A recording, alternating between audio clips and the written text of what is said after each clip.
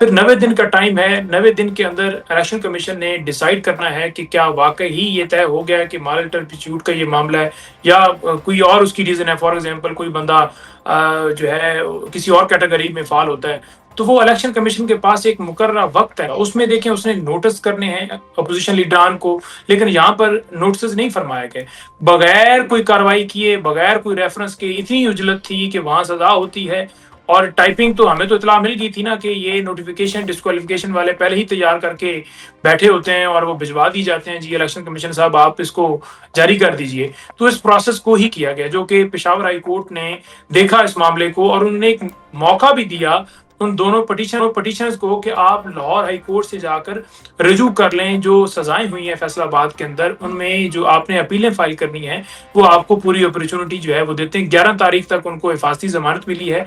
11 तारीख से पहले पहले वो जाकर लाहौर हाई कोर्ट में अपनी अपीलें भी दायर करेंगे और साथ उन्होंने डिस्क्वालिफिकेशन वाला जो नोटिफिकेशन है वो भी मुअत्तल किया और जो आगे प्रोसेस है डिस्क्वालिफिकेशन के बाद उसको भी उन्होंने स्टॉप किया कि आप मजीद कोई कार्रवाई यानी इलेक्शन की तरफ नहीं बढ़ेंगे। अच्छा, अब ये बताइए नईम साहब के जो 31 जुलाई का फैसला था, क्या वो भी इस सारे मामले में मतलब मुअत्तली की हो सकती है उसकी फैसले की?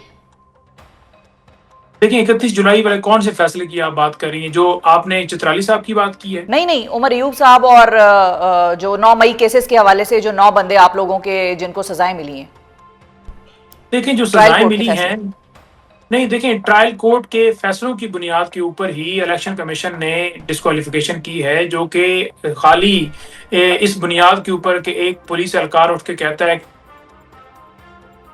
है साजिश का रोल डाल कर दी गई, वो गैर कानूनी सारा अमल था। उनकी एविडेंस जो थी, जो गवाहों की एविडेंस थी, उसको एक्सेप्ट नहीं करना चाहिए था। आज पेशावर हाई कोर्ट में जब जरताज गुल साहिबा पेश हुई तो अदालत ने वहाँ कहा कि जज मेरे ख्याल में अरशद साहब थे, उन्होंने कहा कि ये कैसे मुमकिन है कि एक ही तरह के मुकदमात में मुख्तलिफ अदालतें जो हैं सजाएं दे रही हैं। तो आपने इस नुक्ते को वहाँ नहीं उठाया था कि अगर कोई एक जुर्म होता है, एक मामला किसी के ऊपर है, एक किसी ने कोई ऐसी चीज सरजद की है, तो उस पर तो एक सजा होनी चाहिए।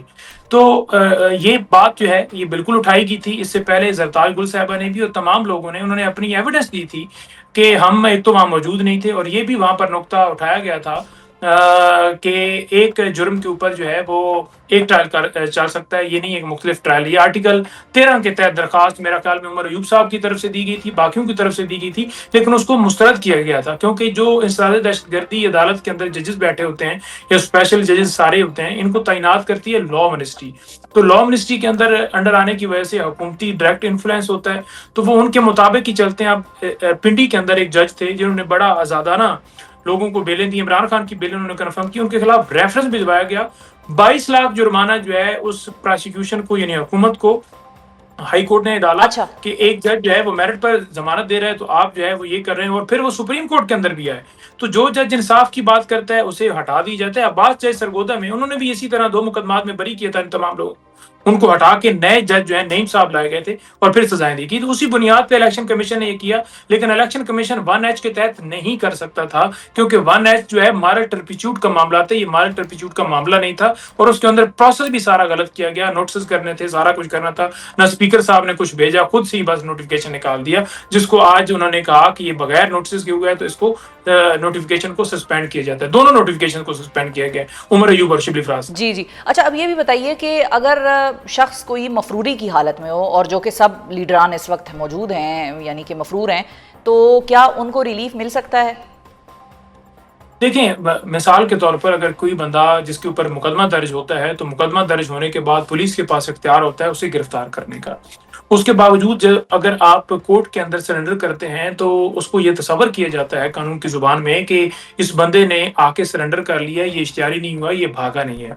जहां तक इनकी सजाओं की बात है तो इनकी सजाएं इनकी गैर मौजूदगी के अंदर हुई थी, ये वहां मौजूद नहीं थे, सजाएं दे दी गई थी।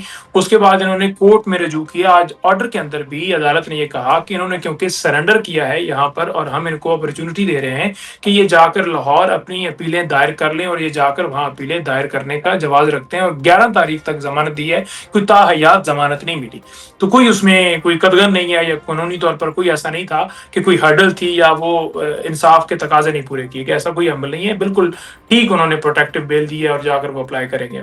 अच्छा, ठीक है। अच्छा, अब ज़रा हम आ जाते हैं कल के शो के ऊपर। बड़े अरसे बाद पीटीआई ने ये सारा सिलसिला जो है वो मुरतब किया। प्लान बड़ा अरसे से आप लोग बना रहे थे और शेयर नहीं कर रहे थे। इस दफ़ा तो हमें बड़ी ये क्यूरियोसिटी थी कि पीटीआई ये बता नहीं रही थी कि प्लान है क्या। लेकिन जो भी नज़र आया, पंजाब ने डेफिनेटली एक कम बैक उसमें नज़र आया। इसे मैं डिनाई नहीं करूँगी क्योंकि इंटरनेशनल मीडिया पर सारी खबरें रिपोर्ट हो रही हैं। It's not just me saying it. अच्छा, अब लेकिन ये बताइए कि आपकी पार्टी में इस वक्त दो नज़रियात पाए जाते हैं।